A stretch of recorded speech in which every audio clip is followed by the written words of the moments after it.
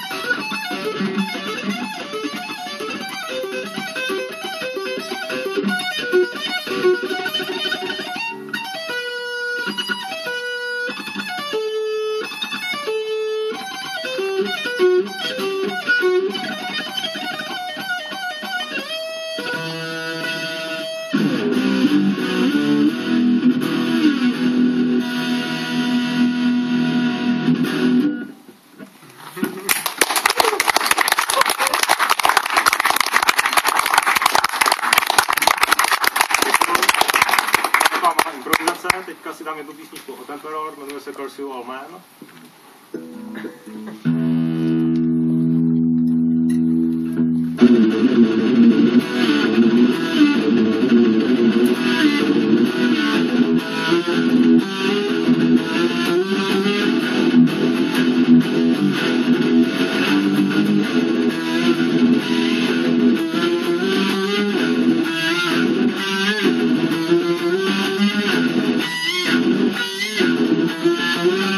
Thank you.